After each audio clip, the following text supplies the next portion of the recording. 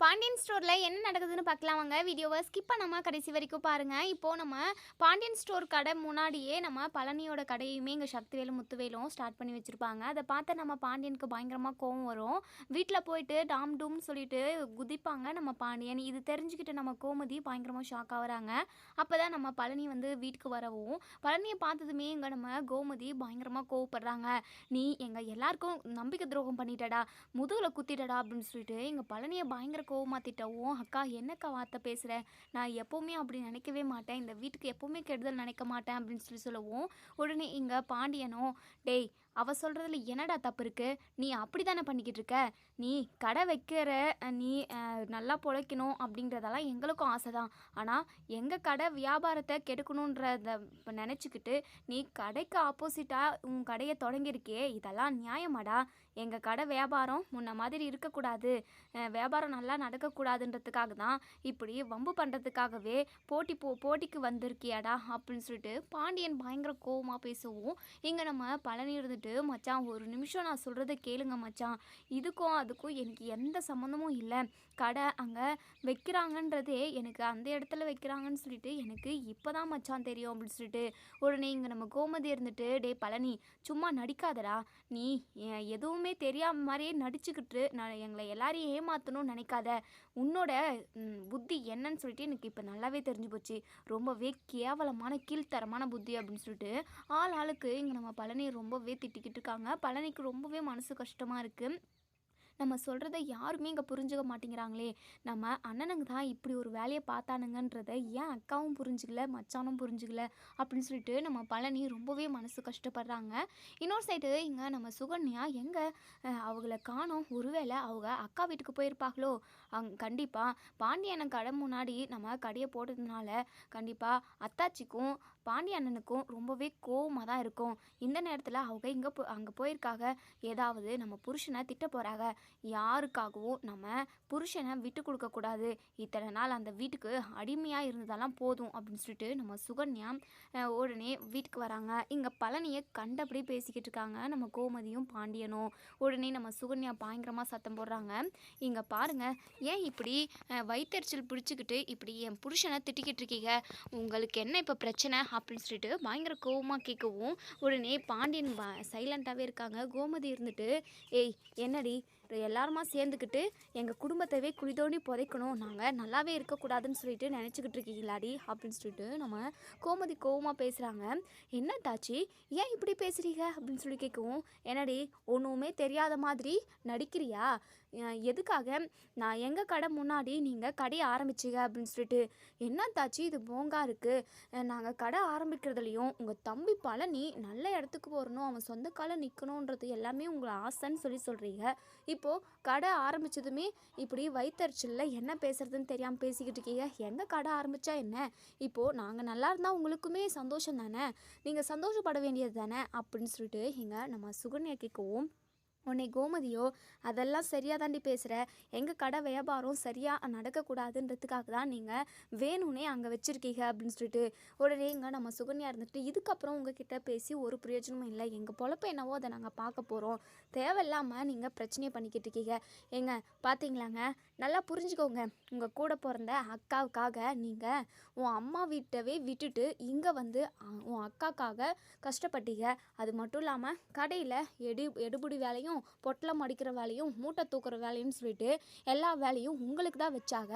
இப்போது நீங்கள் அந்த கடையை விட்டுட்டு வந்துட்டீங்க. எப்படி அந்த கடையில் நம்ம வேலை செய்கிறது? மொத்த வேலையும் முட்டாளாக இருந்த பழனி செஞ்சானே, இப்போ போயிட்டா ஒன்றுமே பண்ண முடியாதுன்னு சொல்லிட்டு நேற்று வரைக்கும் பேச்சு இருந்தது.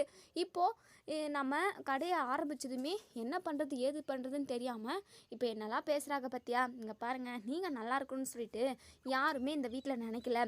உங்கள் மூலமாக வேலை, அதாவது உங்களை நல்லா வேலை வாங்கிக்கினா போதும், ஓசியிலே வேலை செஞ்சு கொடுக்குறான், நம்ம ஒரு ரூபா கூட அவனுக்கு சம்பளம் கொடுக்கறதில்ல அப்படின்னு சொல்லிட்டு அவங்க உங்களை வேலைக்காரனாகவும் அடிமையாகவும் இந்த வீட்லேயும் கடையிலையும் நடத்திக்கிட்டு இருந்தாங்க. இப்போ உங்களுக்கு நல்லாவே புரியும். உங்கள் மச்சானும் உங்கள் அக்காவும் என்ன பேச்சு பேசுகிறாங்க பார்த்தீங்களா? நம்ம சொந்த காலில் நின்றக்கூடாது. ஏங்க, நீங்களே நினச்சி பாருங்கள், நமக்கு கல்யாணம் ஆகி எத்தனை நாள் ஆகுது? நீங்கள் ஒரு நாளாவது ஒரு முழம் பூ வாங்கிட்டு வந்து கொடுத்துருப்பீங்களா? உங்களுக்கு வாங்கிட்டு வரணும்னு தான் ஆசை.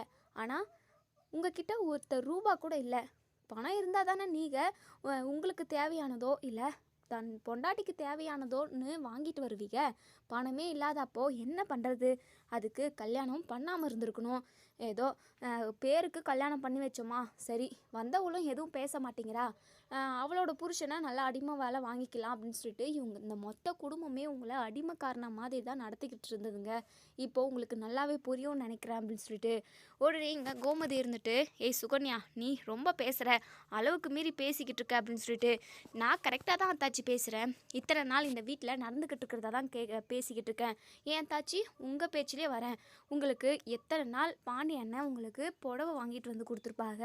அது மட்டும் இல்லாமல் பூவு அது இது நீங்கள் என்ன சொன்னாலும் எல்லாமே அத்தனையும் வாங்கிட்டு வந்து கொடுத்துருக்காங்கல்ல. அவங்க ஒரு கடையை வச்சு நடத்துகிறாங்க, 4 ரூபாய் சம்பாதிக்கிறாங்க. என் புருஷன் ஒரு நாளாவது எனக்கு என்ன வாங்கி கொடுத்துட்டு இருக்கிறாங்க? எனக்குன்னு எந்த ஆசையும் இல்லையா? எங்களுக்குன்னு எதுவுமே செலவே கிடையாதா? அதை ஒரு நாளுமே உங்கள் புருஷன் பாண்டியன் அதை அதாவது கவனிக்க கூட கவனிக்கிறதில்ல. வேலை நடந்தால் போதும் அப்படின்னு சொல்லிட்டு தான் இருந்தாங்க. அப்போது எங்களுக்குன்னு எதுவுமே வேண்டாம், நீங்கள் மட்டும் சந்தோஷமாக இருக்கணும். என்ன இது வரைக்கும் என் அம்மா வீட்டுக்கு கூட கூட்டிகிட்டு போனது கிடையாது. ஏன்னா பெட்ரோலுக்கும் பணம் வேணும்ல. எல்லாத்துக்கும் மச்சாங்கிட்ட நான் பர்மிஷன் கேட்கணும். மச்சான் அங்கே பர்மிஷன் கொடுத்தா மட்டும்தான் என்னால் வர முடியும்னு சொல்லிட்டு மச்சானுக்கு தப்பாத இது வரைக்குமே அவர் இருந்தாங்க. ஆனால் அவருக்காக நீங்கள் எல்லாம் என்ன செஞ்சு வச்சுருக்கீங்க? ஒன்றும் செய்யலை. ஏங்க இவங்கெல்லாம் ஓவராக பேசிக்கிட்டு இருக்காங்க. நீங்கள் இங்கே இருந்தீங்க அப்படின்னா உங்கள் மனசை மாற்றிடுவாங்க. இந்த வீட்டிலே திரும்பவும் நீங்கள் அடிமை வேலை தான் செய்யணும், பார்த்துக்கோங்க அப்படின்னு சொல்லிட்டு உடனே இங்கே பாண்டியன் இருந்துட்டு, டே பழனி, இனி நீ ஒரு நிமிஷம் கூட இங்கே இருக்கக்கூடாது. நீ வந்து இந்த வீட்டுக்கு பண்ணது நம்பிக்கை துரோகம். இனிமேல் இந்த வீட்டில் இருக்கவே கூடாது. உன் துணி மணியெல்லாம் மூட்டை கட்டிக்கிட்டு கிளம்புடா அப்படின்னு சொல்கிறாங்க. இதை கேட்டதுமே நம்ம பழனி ரொம்பவே மனசொடைஞ்சு போயிடுறாங்க. என்ன மச்சான், ஏன் மச்சான் இப்படி பேசுகிறீங்க? வேண்டாம் மச்சான், எனக்கு அந்த கடையும் வேண்டாம், எதுவுமே வேண்டாம். நான் இதே வீட்டில் என் அக்கா கூடயும் உங்கள் கடையிலையும் வேலை பார்த்துக்கிட்டு கடைசி வரைக்கும் என் காலத்தை கழிச்சிடுறேன் அப்படின்னு சொல்லிட்டு எங்கள் பழனி சொல்லவும் இதை கேட்ட சுகன்யாவுக்கு பயங்கரமாக கோவம் வருது. ஏங்க உங்களுக்கு கடைசி வரைக்கும் அதாவது சுயமாக வாழணும், சுயமாக இருக்கணும், அதே சமயம் கௌரவமாக மான மரியாதையோடு வாழணுன்றது உங்களுக்கு இல்லவே இல்லையா? சூடு சொரணக்கிட்டு இப்போ கெஞ்சிக்கிட்டு இருக்கீங்க. அவங்க என்னெல்லாம் பேச்சு பேசிக்கிட்டு இருக்காங்க, அதெல்லாம் கொஞ்சம் கூட காதில் வாங்கிக்காமல் இதே வீட்டில் இருக்க எனக்கு அந்த கடையே வேண்டான்னு சொல்கிறீங்க. இங்கே பாருங்கள், உங்களை மாதிரியெல்லாம் என்னால் அவமானப்பட்டுக்கிட்டு இந்த வீட்டிலலாம் என்னால் இருக்கவே முடியாதுங்க. உங்களை மாதிரியெல்லாம் என்னால் எடுபடி வேலையும் செஞ்சுக்கிட்டு இருக்க முடியாது. ஏன்னா அது எனக்கு பழக்கமும் கிடையாது. இங்கே பாருங்கள், நம்ம இப்போவே இந்த வீட்டை விட்டு கிளம்பலாம். என்ன நமக்கு என்ன வீடு இல்லையா? நம்ம என்ன நடுத்தெருவுக்கு போகிறோம்? உங்களுக்குன்னே அங்கே மாளிகை மாதிரி ஒரு வீடு இருக்குங்க, அண்ணனுங்க இருக்காங்க. உங்களுக்கு என்ன தேவையோ எல்லாமே அடுத்த செகண்டே பண்ணுவாங்க. ஆனால் இந்த வீட்டில் உள்ளவங்க உங்களுக்காக என்ன பண்ணுவாங்க? எதுவும் பண்ண மாட்டாங்க. உங்ககிட்ட இருந்து தான் வேலையை வாங்கிப்பாங்களே தவிர உங்களுக்குன்னு சொல்லிட்டு எதுவுமே பண்ண மாட்டாங்க. இப்பயாவது புரிஞ்சுக்கோங்க. நான் உங்கள் நல்லத்துக்காகவும் நமக்காகவும் நம்ம குழந்தைக்காகவும் தான் இப்போ நான் பேசிக்கிட்டு இருக்கேன். இப்படியே போய்கிட்டு இருந்தது அப்படின்னா, இதே வீட்டில் நீங்கள் அடிமை வேலை பார்த்துக்கிட்டு இருந்தீங்க அப்படின்னா, நாளைக்கு நம்ம குழந்தைய நாங்கள் எப்படிங்க வளர்க்குறது? லாஸ்ட்டு வரைக்கும் உங்கள் மச்சாங்கிட்டே ஒவ்வொரு ரூபாய்க்கும் கையே ஏந்தணுமா என்ன? நீங்கள் தான் ஏந்துனீங்க. உங்களை கட்டின பாவத்துக்காக நானும் கொஞ்ச நாள் இந்த வீட்டில் சூடு சொரணை கெட்டு தான் இருந்தேன். நீங்கள் இந்த வீட்டிலே இருக்கணுன்ற ஒரே காரணத்துக்காக என் பிள்ளையும் இங்கே இருந்து கஷ்டப்படக்கூடாதுங்க. அதுக்கு முன்னாடி நம்ம சொந்த காலில் நிற்கணுங்க. நான் சொல்கிறது தான் கரெக்டாக இருக்கும். நீங்கள் வேணால் தனியாக யோசிச்சு பாருங்கள், தனியாக உட்காந்து கூட அப்படின்னு சொல்லிட்டு நம்ம சுகன்யா சொல்கிறாங்க. இப்போது இங்கே நம்ம பழனி, சுகன்யா நீ கொஞ்ச நேரம் சும்மா இரு சுகன்யா, நான் என் அக்கா கூடவே தான் இருப்பேன். 30 வருஷம் அம்மாச்சு நான் என் அம்மாவை விட்டு இங்கே வந்து. என் அக்கா என்னை குழந்த மாதிரி பார்த்துக்கும். என் அக்காவும் என் மச்சானும் இந்த குடும்பம் தான் எனக்கு ரொம்ப ரொம்ப முக்கியம் அப்படின்னு சொல்கிறாங்க. எங்கள் சுகன்யாவுக்கு பயங்கரமாக கடுப்பாகுது. இவ்வளோ தூரம் சொல்லியுமே இந்த மனுஷனுக்கு மண்டையில் ஏறலை போல். இவங்க எல்லாருமே சேர்ந்து பெரிய ஆப்பா வைப்பாங்க, அப்போ தான் இவங்களுக்கு புத்தி வரும்னு நினைக்கிறேன் அப்படின்னு சொல்லிட்டு இங்கே நம்ம சுகன்யா மனசுக்குள்ளே நினைக்கிறாங்க. இப்போது கோமதி இருந்துட்டு, டேய் நீ பண்ணதெல்லாம் போதும்டா, நல்லா மாதிரி வேஷம் போட்டுக்கிட்டு நீ இங்கே இருந்துக்கலான்னு பார்க்குறியா? உனக்கெல்லாம் இந்த வீட்டில் இடமே இல்லை அப்படின்னு சொல்லிட்டு ட்ரெஸ் எல்லாத்தையுமே எடுத்துகிட்டு வந்து பழனியோட முகத்தில் விட்டெறிகிறாங்க. இங்கே பாண்டியனுமே நம்ம பழனி மனசு கஷ்டப்படுற மாதிரி எல்லா விஷயத்தையுமே பேசியாச்சு. இப்போது நம்ம பழனி ரொம்பவே மனசு கஷ்டத்தோட இப்போது சுகன்யாவோட அவங்க அண்ணனுங்க வீட்டுக்கு போகிறாங்க. அதுக்கப்புறம் இங்கே சுகன்யா இருந்துட்டு இங்கே சக்திவேல்கிட்ட, மாமா உண்மையாகவே இவங்க மச்சாவோட குடும்பம் மாதிரி நான் எங்கேயுமே பார்த்தது கிடையாது. அதாவது அத்தாச்சியோட பிள்ளைங்க எல்லாருமே ஒரு நல்ல நிலைமையில் இருக்கணும். ஆனால் என் புருஷன் மட்டும் அங்கே அடிமை வேலை பார்க்கணும். இப்போ கூட அவங்களுக்கு கடை வச்சதில் சுத்தமாக விருப்பமே இல்லை மாமா. என் புருஷனை எப்படியாவது அடிமை வேலை பார்க்க வைக்கலாம் அப்படின்னு சொல்லிட்டு இப்போ கூட நினச்சிக்கிட்டு இருந்தாங்க. ஆனால் எப்படியோ ஒரு வழியாக நாங்கள் இங்கே வந்துட்டோம். இங்கே பாருங்கள், சும்மா முகத்தை தூக்கி வச்சுக்கிட்டே இருக்காதீங்க. இனிமே தான் உங்கள் வாழ்க்கை ரொம்ப நல்லா இருக்க போகுது அப்படின்னு சொல்லிட்டு சுகன்யா சொல்கிறாங்க. உடனே நம்ம அப்பதான் இருந்துட்டு, டே பழனி, என்னடா அவங்களே அம்புட்டு பேசுகிறப்போ நீ ஏன்டா இப்படி இருக்க? அவங்க முன்னாடி நீ வாழ்ந்து காட்டணும்டா அப்படின்னு சொல்லிட்டு. உடனே சுகன்யாவோ, அத்தை நீங்கள் கரெக்டாக சொல்கிறீங்க, இவங்களுக்கு நல்லா சொல்லி புரிய வைங்க அத்தை. அவங்க கையவே எதிர்பார்த்து எதிர்பார்த்து வாழ்ந்து பழக்கமாயிடுச்சு போல். இப்போவும் அவங்க காலில் விழுந்து நான் இங்கே வேலை செய்கிறேன், எனக்கு கடையே வேண்டாம் அப்படின்னு சொல்லிட்டு சொல்கிறாங்க. இதெல்லாம் பார்த்துக்கிட்டே என்னால் சும்மாவே இருக்க முடியல. நானும் என் வாய்க்கு வந்ததெல்லாம் பேசிட்டு தான் வந்தேன் அத்தை அப்படின்னு சொல்லிட்டு. நம்ம பழனி, என்னை கொஞ்ச நேரம் தனியாக விடுங்க அப்படின்னு சொல்லிட்டு ரூம்குள்ளே போயிடுறாங்க. நம்ம சக்தியில் இருந்துட்டு, என்னாத்தா இந்த பழனி பையன் திருந்தவே மாட்டானா? அந்த பரதேசிக்கிட்ட கையேந்தியே பழக்கமாயிடுச்சு சுகன்யா சொன்ன மாதிரி. சரி விடு, ஒரு 2-3 நாளில் சரியாயிடுவான் அப்படின்னு சொல்லிட்டு. அதுக்கப்புறம் மறுநாள் காலையில் நம்ம சுகன்யா வந்து எந்திரிக்கிறாங்க. எந்திரிச்சுன்னே பழனியை பார்க்குறாங்க. எங்கே பழனியை காணுமே அப்படின்னு சொல்லிட்டு. இப்போ வீடு ஃபுல்லாக தேடுறாங்க. உடனே நம்ம வடிவுக்கிட்ட, அக்கா அவங்கள பார்த்தீங்களா அப்படின்னு சொல்லி கேட்கவும், இல்லையேம்மா அப்படின்னு சொல்லி சொல்கிறாங்க. நம்ம அப்பத்தா கிட்ட, சக்திவேல்கிட்ட எல்லாருக்கிட்டையுமே கேட்குறாங்க. எங்கன்னே தெரியல. இப்போது ஆளுக்கு ஒரு பக்கமாக போய் தேடுறாங்க. எங்கேயுமே இல்லை. நம்ம சுகன்யா மனசுக்குள்ளேயே நினைக்கிறாங்க, எல்லா இடத்துலையுமே நமக்கு தெரிஞ்ச இடத்துலலாம் நம்ம தேடிட்டோம். இந்த பாண்டியண்ணன் குடும்பத்தில் உள்ளவங்க கிட்ட தான் போய் கேட்கல, அந்த வீட்டில் போய் பார்க்கல. சரி, அங்கே தான் போயிருக்கணும், நம்ம அங்கே போய் பார்த்துட்டு வந்துடுவோம். அத்தை, நான் அவங்க வீட்டில் இருக்காங்களான்னு சொல்லி பார்த்துட்டு வந்துடுறேன் அப்படின்னு சொல்லிட்டு சுகன்யா உள்ளே போகிறாங்க. உடனே இங்கே நம்ம கோமதி பயங்கரமாக முறைக்கிறாங்க. இவ எதுக்காக இங்கே வந்திருப்பா? எம்பிட்டு பேச்சு பேசிட்டு போனா? எந்த முகத்தை வச்சுட்டு இவ இந்த வீட்டுக்குள்ளே வந்திருப்பா அப்படின்னு சொல்லிட்டு குறுகுறுன்னு பார்க்குறாங்க. இங்கே நம்ம சுகன்யா ஒவ்வொரு ரூம்பாக போய் போய் தேடுறாங்க. ஏய், நீ எதுக்காகடி உள்ளே வந்த அப்படின்னு சொல்லிட்டு கோமதி பயங்கர கோமா கேட்கவும், இங்கே பாருங்க அத்தாச்சி, நீங்கள் 1000 தான் திட்டினாலும் உங்கள் தம்பி இங்கே தான் வந்திருப்பாங்கன்னு சொல்லிட்டு நான் வந்தேன். ஆனால் இங்கேயும் காணோம். நீங்கள் எல்லாம் சேர்ந்துக்கிட்டு என் புருஷனை என்னெல்லாம் பேச்சு பேசுனீங்க, நம்பிக்கை துரோகி அது இதுன்னு சொன்னீங்க. இப்போது அவங்க எங்கே போனாங்கன்னே தெரியல. காலையில் எந்திரிச்சதுலேருந்து நாங்களும் எங்கெங்கேயோ தேடி பார்த்துட்டோம். எங்கேயாவது இருப்பாங்களான்னு சொல்லிட்டு வந்தோம். ஆனால் இங்கேயும் இல்லை. ஒரு நல்ல மனுஷனை அப்படி காயப்படுத்திட்டீங்க. உண்மையாகவே உங்களை மாதிரியான ஒரு சொந்தம், அதாவது கூட பிறந்த அக்கா இந்த உலகத்தில் யாருமே இருந்திருக்க மாட்டாங்க. பாவம் என் புருஷன், அக்கா, மச்சான், மச்சானோட பிள்ளைங்க, குடும்பம்னு சொல்லிட்டு எம்புட்டெல்லாம் உழைச்சாங்க. கொஞ்சம் கூட நீங்கள் யோசிக்காமல் அவங்கள நம்பிக்கை துரோகி, நடிக்கிறான் அப்படி இப்படின்னு சொல்லிட்டு ரொம்பவே வார்த்தையால் குத்திட்டீங்க. அவங்களுக்கு மட்டும் ஏதாவது ஆகட்டும், அப்புறமா இருக்குது. இன்னும் அவங்க எங்கே போனாங்கன்னு கூட தெரியல. இன்னும் சாப்பிட கூட இல்லை. நைட்டுமே சாப்பிடாம தான் படுத்தாங்க. அவர்களுக்கு ஏதாவது ஒன்றா உங்கள் குடும்பத்தவே நான் சும்மாவே விட மாட்டேன் அப்படின்னு சொல்லிட்டு நம்ம சுகன்யா பயங்கர கோவமாக போகிறாங்க. இப்போது இங்கே நம்ம கோமதி இருந்துட்டு பாண்டியனுக்கு கால் பண்ணுறாங்க. உடனே வீட்டுக்கு கிளம்பி வாங்குங்க அப்படின்னு சொல்லிட்டு. என்ன கோமதி, கடையில் எம்பிட்டு வேலை இருக்குது, அதெல்லாம் பார்க்கணும்ல. மயிலோட அப்பாவும் தான் இருக்காங்க. சரவணனும் டெலிவரிக்கு போயிருக்கான். என்ன விஷயம்னு ஃபோன்லேயே சொல்லுங்க கோமதி அப்படின்னு சொல்லிட்டு. ஆமாம், ஏன் இந்த பழனி பையனோட கடை மூடியே இருக்குது, ஏன் ஓப்பன் பண்ணல அப்படின்னு சொல்லிட்டு இங்கே நம்ம பாண்டியன் கேட்கவும், கோமதி இருந்துட்டு அப்படின்னு சொல்லிட்டு அழுகுறாங்க. கோமதி, என்ன ஆச்சு அப்படின்னு சொல்லி கேட்கவும், இது பழனியை ஆளே காணோமாங்க. நைட்டு வந்து சாப்பிடாம கூட படுத்து தூங்கினானா, காலைல எந்திரிச்சு பார்த்தா ஆளே காணுமா. எல்லா இடத்துலையும் தேடி பார்த்துட்டாங்களாம். பழனி எங்கே போனானே தெரியலையாங்க. சுகன்யா வந்து கத்திட்டு போகிறாங்க. நீங்கள் தான் நம்பிக்கை துரோகி அது இதுன்னு என்னென்னமோ சொல்லிட்டீங்க. நீங்கள் சொன்ன வார்த்தையை தாங்கிக்க முடியாதுமா தான் என் புருஷன் எங்கேயோ போயிட்டாங்க. அவங்களுக்கு மட்டும் ஏதாவது ஆகட்டும், உங்களை நான் சும்மாவே விடமாட்டேன் அப்படின்னு சொல்லிட்டு என்னென்னமோ பேசிட்டு போகிறாங்க அப்படின்னு சொல்லிட்டு. இதை கேட்டதுமே நம்ம பாண்டியன் பயங்கரமாக ஷாக் ஆகுறாங்க. என்ன கோமதி சொல்கிற? ஒரு வேளை அப்போது இந்த கடை வச்சது, அதுவும் நம்ம கடைக்கு எதிரில் கடையை ஆரம்பித்து வச்சது எல்லாமே இந்த சக்திவேலு முத்துவேல், அதான் உன் அண்ணனுங்களோட வேலையாக இருக்குமோ?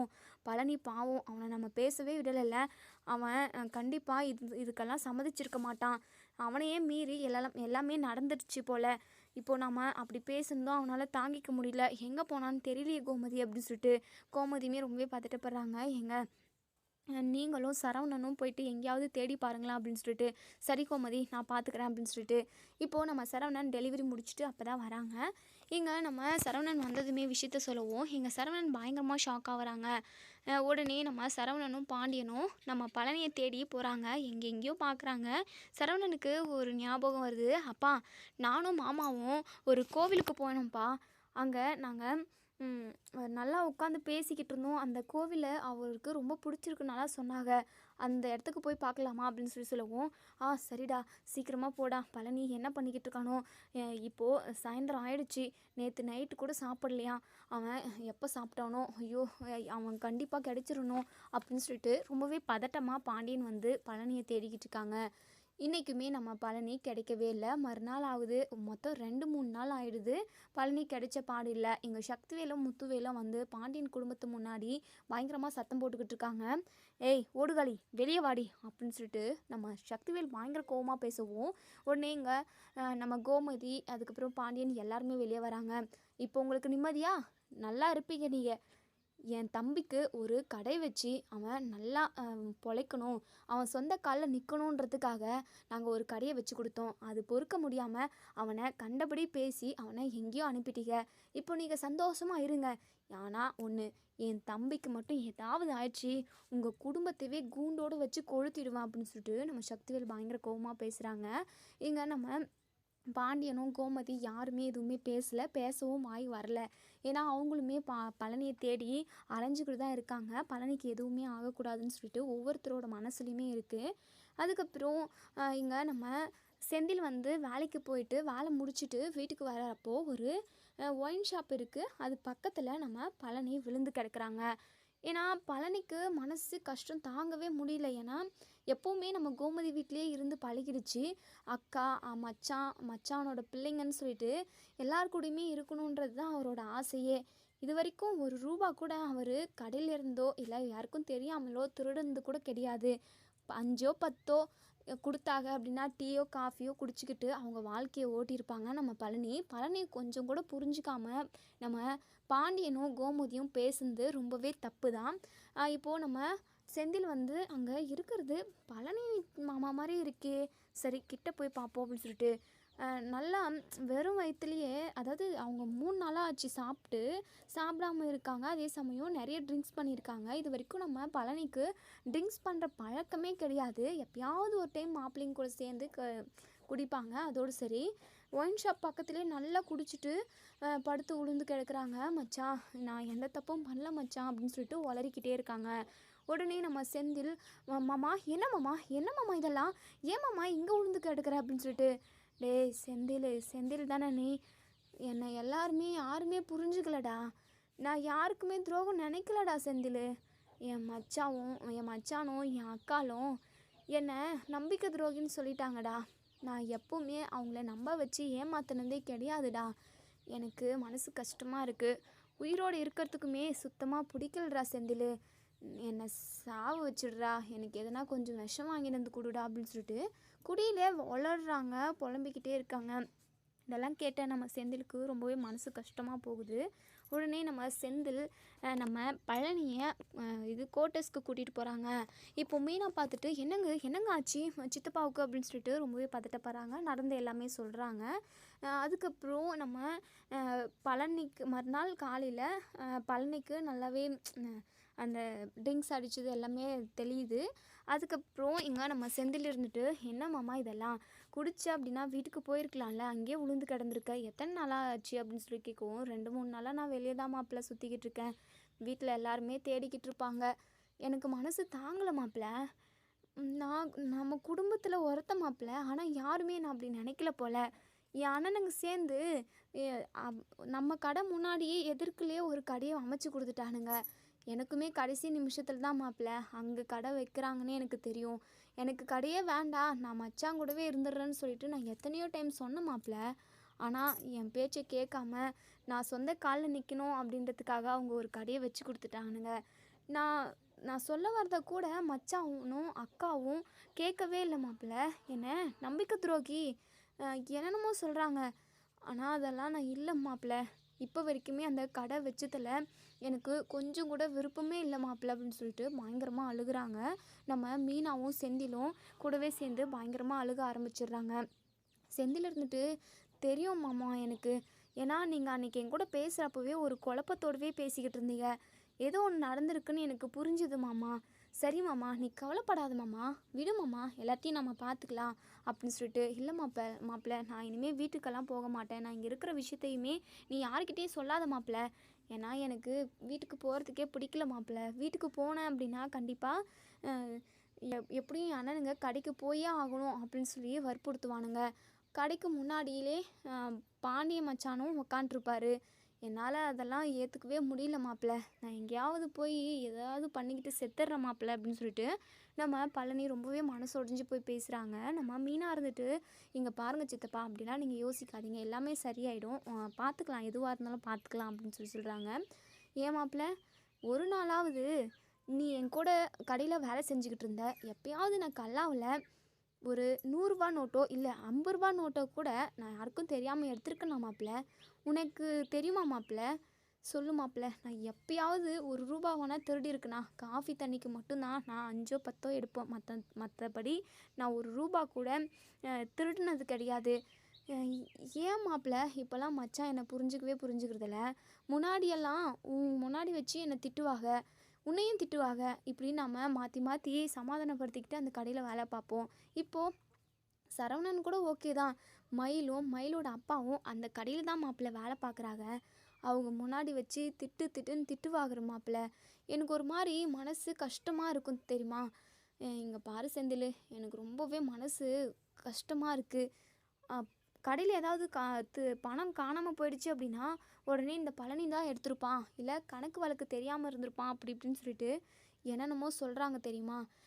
மச்சான் என்ன உண்மையாகவே ஒரு வேலைக்கார மாதிரி தான் நடத்துகிறாங்க மாப்பிள்ளை, அப்படி இப்படின்னு சொல்லிட்டு நம்ம பழனி மனசுக்குள்ளே எல்லாமே என்னெல்லாம் உள்ளதோ அது எல்லாத்தையுமே சொல்கிறாங்க. அதுக்கப்புறம் செந்தில் இருந்துட்டு, சரிங்க மாமா, எல்லாம் சரியிடுவாங்க அப்படின்னு சொல்லிட்டு வீட்டுக்கு கூட்டிகிட்டு போகிறாங்க. இப்போது வீட்டுக்கு போனதுமே நம்ம பாண்டியன் இருந்துட்டு பழனியை கட்டி பிடிச்சிக்கிறாங்க. டேய் பழனி, ஏன்டா எங்கடா போனேன்? நாங்கள் ஏதோ சொல்லிட்டோன்றதுக்காக ஏதோ கோபம் வந்துச்சு, கோவத்தில் பேசிட்டோம், அதுக்காக நீ வீட்டை விட்டு போயிடுவியா அப்படின்னு சொல்லிட்டு. இல்லை மச்சான், அதெல்லாம் ஒன்றும் இல்லை மச்சான், என்னை நீங்கள் யாருமே நம்பலைல்ல, நான் நடிப்புக்காரனாயிட்டேன்ல, எனக்கு அந்த கடை வைக்கிறதுல சுத்தமாக விருப்பம் இல்லை மச்சான். அதெல்லாம் என்னோடய ஏற்பாடே கிடையாது. ஏன்னா உங்களோட வேலை தான் சொல்லிட்டு நீங்கள் யாருமே புரிஞ்சுக்கல. நீங்கள் விடுங்க, என் கூட பிறந்த அக்காவே என்னை புரிஞ்சுக்கல. நான் நடிக்கிறேன், நம்பிக்கை துரோகம் பண்ணுறேன்னு சொல்லிடுச்சு. இதுக்கப்புறம் நான் உயிரோடு இருந்தால் என்ன, இல்லைன்னா என்ன மச்சான்? அதுக்கு மிச்சம் நான் இப்போது ஓப்பன் பண்ணிக்கிற கடையில் நான் வேலையை, அதாவது அந்த கடையை நடத்த மாட்டேன். எங்கேயாவது ஒரு பொட்டி கடை வச்சு கூட நான் பொழைச்சிக்கிறேன் மச்சான். கண்டிப்பாக நான் நல்லா வருவேன்னு சொல்லிட்டு எனக்கு நம்பிக்கை இருக்கு மச்சான் அப்படின்னு சொல்லிட்டு பழனி ரொம்பவே மனசொடைஞ்சு பேசுகிறாங்க. நம்ம பாண்டியன் இருந்துட்டு, டே பழனி, அப்படிலாம் பேசாதரா அப்படின்னு சொல்லிட்டு. அப்போ தான் இங்கே அந்த மீசக்காரவங்க ஒருத்தவங்க இப்போது பாண்டியனோட வீட்டுக்கு வராங்க. எப்பா பாண்டியா, நீ உன்கிட்ட நான் வாங்கின 10,000 திருப்பி கொடுத்துட்டேன். திரும்பவும் ஒரு 10,000 தேவைப்படுதுப்பா. என் பொண்டாட்டி ஹாஸ்பிட்டலில் இருக்கா. எனக்கு அவசரமாக இப்போ 10,000 தேவைப்படுது. இப்போ கொடுத்தனா நான் முன்னாடி கொடுத்த மாதிரியே திருப்பி கொடுத்துட்றேன் அப்படின்னு சொல்லி கேட்கவும், என்னென்ன சொல்கிறீங்க? நீங்கள் 10,000 ரூபா ஒன்றுமே கொடுக்கலண்ணே, கொடுத்த மாதிரி பேசுகிறீங்க அப்படின்னு சொல்லவும், என்னப்பா சொல்கிற? கடையில் ஒரு பொண்ணு, உங்கள் மருமகளோட அப்பா, உங்கள் சம்மந்தின்னு சொன்னார். நான் உங்ககிட்ட பணத்தை கொடுக்கறதுக்காக தான் பாண்டியா வந்தேன். அப்போது நான் அவரோட பாண்டியனோட சம்மந்தி தான், நான் பணத்தை கொடுத்துட்றேன்னு சொல்லிட்டு அவர் தான் வாங்கி வச்சார் உங்கள் சம்மந்தி அப்படின்னு சொல்கிறாங்க. என்னங்க சொல்கிறீங்க அப்படின்னு சொல்லிட்டு உடனே இங்கே மயிலுக்கு கால் பண்ணி மயிலையும் மயிலோட அப்பாவையும் வீட்டுக்கு வர சொல்கிறாங்க. என்ன ஏதுன்னு தெரியாமல் இங்கே மயிலோட அப்பாவும் வீட்டுக்கு வரவும், அந்த மீசக்காரை பார்த்ததுமே இங்கே நம்ம மாணிக்கத்துக்கு நல்லாவே புரிஞ்சு போச்சு. ஐயோ முடிஞ்சு சோழி அப்படின்னு சொல்லிட்டு ரொம்ப பதட்டப்பட்டுக்கிட்டே வராங்க. இப்போது பாண்டியன் இருந்துட்டு, என்ன சம்மந்தி, 10,000 இவர் கொடுத்துருக்காரு, நீங்கள் என்கிட்ட சொல்லவே இல்லை, பணத்தையும் கொடுக்கவே இல்லை அப்படின்னு சொல்லிட்டு உடனே இங்கே நம்ம மயில் ரொம்பவே பதட்டப்படுறாங்க. ஐயோ, இந்த அப்பாவுக்கு அப்போவே நான் சொன்னேன், இந்த மாதிரியெல்லாம் வேண்டாம் அப்படின்னு சொல்லிட்டு. இந்த பணத்தை வச்சு தான் சீரே செஞ்சாங்க. இந்த விஷயம் தெரிஞ்சிச்சு அப்படின்னா அப்படி தான் அசிங்கமாக போயிடுமே அப்படின்னு சொல்லிட்டு மயில் ரொம்பவே பதட்டப்படுறாங்க. இப்போது நம்ம மாணிக்கத்துக்கு என்ன சொல்லி சமாளிக்கிறதுனே தெரியல. அது மச்சான், இது சம்மந்தி, அவர் என்கிட்ட 10,000 கொடுத்தாரு. தீபாவளி செலவுக்காக 1 ரூபா கூட இல்லை. நீங்களும் எனக்கு சம்பள காசு கொடுக்க வேண்டியது இருந்ததில்ல. அதை நினச்சிக்கிட்டு நான் அந்த 10,000த்த மயிலுக்கு சீர் பண்ணிட்டேம்மா சம்மந்தி அப்படின்னு சொல்லிட்டு. இதை கேட்ட நம்ம பாண்டியன், அதுக்கப்புறம் கோமதின்ட்டு வீட்டில் உள்ள எல்லாருமே ஷாக் ஆகுறாங்க. என்ன சம்மந்தி சொல்கிறீங்க? அப்படியே நீங்கள் செலவு இல்லை, அதாவது காசு இல்லை செலவுக்கு எடுத்துக்கிறேன்னு சொல்லிட்டு நீங்கள் ஒரு வார்த்தை என்கிட்ட சொல்லியிருக்கணும்ல. ரூ. 1 2 ரூ. 10,000 சம்பாதிக்கிறது எம்பிட்டு கஷ்டம் தெரியுமா? அது மட்டும் இல்லாமல் உங்களுக்கு சம்பளமே 5,000 4,000 தான் நான் தருவேன். நீங்கள் என்னென்னா 10,000 எடுத்துக்கிட்டு ஒரு வார்த்தை கூட சொல்லாமல் இருந்திருக்கீங்க. நான் கூட இந்த அண்ணன் ஒன்றுமே கொடுக்கலன்னு சொல்லி நான் நினச்சிக்கிட்டு இருந்தேன். நீங்கள் பார்த்தீங்களா மயிலு, என்னப்பா இதெல்லாம் அசிங்கமாக இருக்குது அப்படின்னு சொல்லிட்டு சொல்லவும், ஐயோ மாமா நீங்கள் எதுவும் தப்பாக நினச்சிக்காதீங்க மாமா, என் அப்பா ஏதாவது மறந்துட்டு இருப்பாரு, அப்படிலாம் ஏமாத்திட மாட்டாருப்பா அப்படின்னு சொல்லிட்டு. அப்போ தான் சரவணன் இருந்துட்டு, அப்பா இதுங்க ரெண்டுமே ஃப்ராடுங்கப்பா, 1,100 ஒரு டைம் காணாமல் போச்சுல்ல, அப்போது அந்த பணத்தை பழனி மாமா தான் எடுத்துப்பாங்கன்னு சொல்லிட்டு பழனி மாமா மேலே பழிய போட்டீங்க. ஆனால் பழனி மாமா பணத்தை எடுக்க கிடையாது, இந்த மயிலோட அப்பா தான் எடுத்தது. என் கண்ணால் பார்த்தேன்ப்பா. அதை நான் சொன்னாலும் நீங்கள் நம்ப மாட்டீங்க. ஏன்னா இந்த மயில் ஏற்கனவே இந்த வீட்டில் உள்ள எல்லார் முன்னாடியும் என்னை கெட்டவன் ஆக்கி வச்சுருக்கா. பாவம் பழனி மாமா, அவங்க இந்த பழியை சுமந்துக்கிட்டு இப்போ வரைக்குமே இருக்காரு. நீங்கள் பழனி மாமா மேலே பழி போட்டீங்க, ஆனால் திருடினது இந்த மயிலும் மயிலோட அப்பாவும் தான் அப்படின்னு சொல்லிட்டு. இதை கேட்டதுமே பாண்டியன் பயங்கரமாக கோவப்படுறாங்க. என்னப்பா மயில், என்ன இதெல்லாம்? உங்களுக்கெல்லாம் கொஞ்சம் கூட சூடு சொரணன்றது எதுவுமே இல்லையா? என்ன பழக்கம் இது? இங்கே பாருங்கள் சம்மந்தி, இனிமேல் நீங்கள் எங்கள் கடைக்கு வேலைக்கே வரவே கூடாது. என்ன சம்மந்தி இதெல்லாம்? இந்த மாதிரி பழக்கமெல்லாம் உங்களுக்கு எங்கேருந்து தான் வந்தது? என்னப்பா மயில், உன் அப்பா கூட சேர்ந்துக்கிட்டு நீயும் திருட்டு பழக்கத்தை ஆரம்பிச்சிட்டியா? அப்போது உனக்கும் அதே பழக்கம் தான் இருக்கும். நீயும் கடைக்கு இனிமேல் வரவே கூடாது அப்படின்னு சொல்கிறாங்க. எங்கள் மயிலோட அப்பாவும் ரொம்பவே அப்படியே ஒரு மாதிரி முகத்தெல்லாம் அப்படியே பாவம் மாதிரி வச்சுக்கிட்டு இருக்காங்க. இனி என்ன நடக்கும் அப்படிங்கிறத நம்ம வெயிட் பண்ணி பார்ப்போம். ஃப்ரெண்ட்ஸ், வீடியோ பிடிச்சிருந்தா லைக் பண்ணி